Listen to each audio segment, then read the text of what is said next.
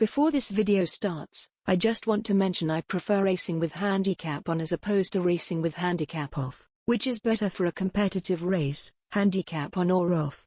Before we answer that question, we must know why am I making this video. I am making this video because I am fucking tired of seeing people argue about which is better in the fucking Facebook group. Before we can answer the broad question, we must first know what the difference is between handicap on and off. Say you were in a race with the handicap on, some things lead to another and you were drastically far behind your opponent. The handicap would silently make your kilometers per hour faster, or your opponent's kilometers per hour slower, sometimes even both depending on how far behind you are. Effectively making yourself or your opponent catch up regardless of their driving and line. A player may be good at handicap on racing, but terrible on handicap off. This is because there is a lot more that goes into racing than just turning. There is throttle control, braking points, and signs in the map that tell you when to turn for the maximum exit and entry time. The difference between moving the pedal a bit in the middle of a turn and just flooring it is actually crazy. At a point the race is down to whoever can hit the certain points in the turbo meter with more precision, which is the ultimate show of skill. Take the following for example, say your opponent makes a mistake, slams into a wall while you have to precisely maneuver around their car and the wall in order to fly past them. However, one turn later they miraculously catch up to you because the game pitied them and gave them a boost. See how stupid that is?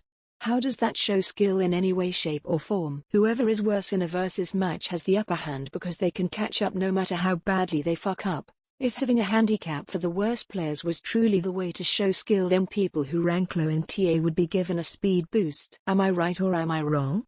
Apply the same concept to versus and there you go. Playing with the handicap on is more fair, friendly, and overall more fun and not as competitive. I am not saying handicap on doesn't require skill and slash or isn't competitive. I am simply saying playing without the handicap off doesn't fabricate and even at the turns, therefore little precise movements the driver makes actually shows them in your car's speed and apexes, not to mention it doesn't force your opponent's car in front of you on any given straight. People will also mention that they might hit traffic and ruin the race. Honestly, that's your skill issue and here's why. Both players are on the same road given the exact same traffic. It's not like either player has a completely different road in front of them. If Terry's annoying traffic spawns, it's down to whichever racer can make their way around the cars, or whichever driver has the skills to make the best out of a shitty situation. The reason time attack is the most feared game mode in Maximum Tune is because it's simply whoever is the fastest and has the most skill.